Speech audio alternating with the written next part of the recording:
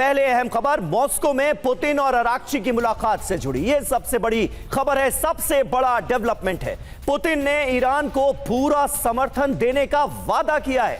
Vladimir Putin ने Abbas Araghchi को दिया भरोसा, ईरानी हितों की रक्षा में रूस करेगा मदद। अराक्ची ने कहा अमेरिका बातचीत के लिए परेशान है।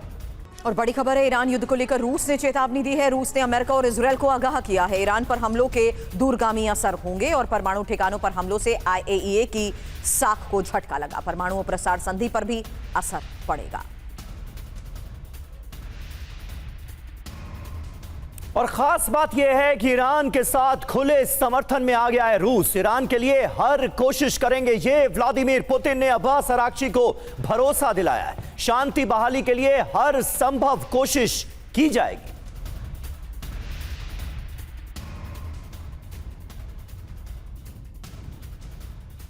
तो ये अपने आप में बड़ी खबर है, बड़ा डेवलपमेंट है। अब्बास अराक्ची को पूरी तरह से इंश्योर करते हुए नजर आ रहे हैं रूस के राष्ट्रपति व्लादिमीर पुतिन, और कह रहे हैं कि ईरान के हितों के साथ है रूस।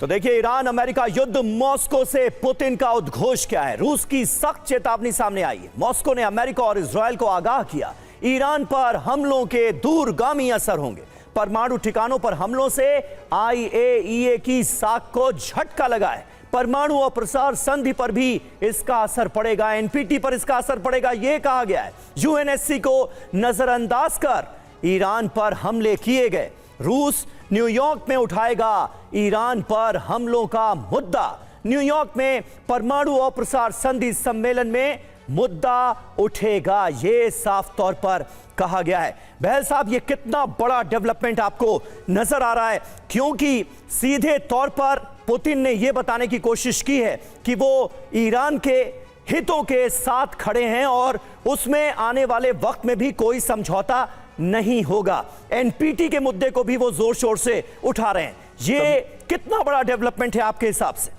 समीर जी, एक बहुत बड़ा डेवलपमेंट तो जरूर है ये, क्योंकि एक तरह से स्ट्रेटेजिक एम्बिग्विटी सी हो रखी थी। दोनों साइड को समझ नहीं आ रहा था कि आगे कहां जाए, क्या डिसीजन ले। दोनों चाहते नहीं है कि युद्ध हो, दोनों शांति चाहते हैं, पर दोनों चाहते हैं कि अपने टर्म्स पे हो और ऐसे लगे कि हमने शायद विक्ट्री या बहुत बड़ी जीत हासिल कर ली है अपनी डोमेस्टिक ऑडियंस को दिखाने के लिए, चाहे वो मिड टर्म पोल्स हो, चाहे वो ईरान के अपनी पब्लिक हो डोमेस्टिक ओपिनियन में। तो दूसरी चीज आ जाती है कि अब जो ये डिप्लोमेटिक विजिट्स चल रही हैं, ये एक पॉजिटिव सिग्नल है। आप देखिए, ईरान 2 बार पाकिस्तान चला गया, ओमान चला गया, अब रशिया में आया था।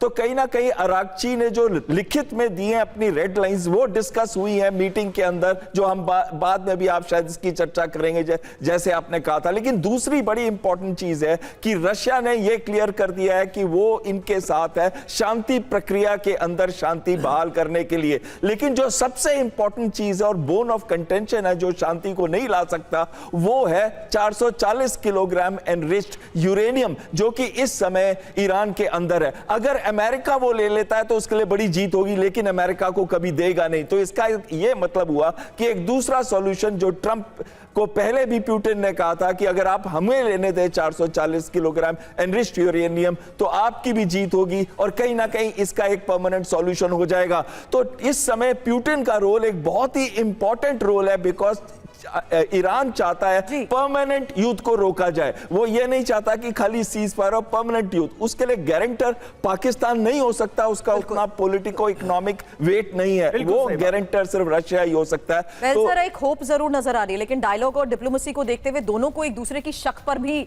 बहुत बड़ा सवाल है, दोनों की नीयत पर बहुत बड़ा शक है।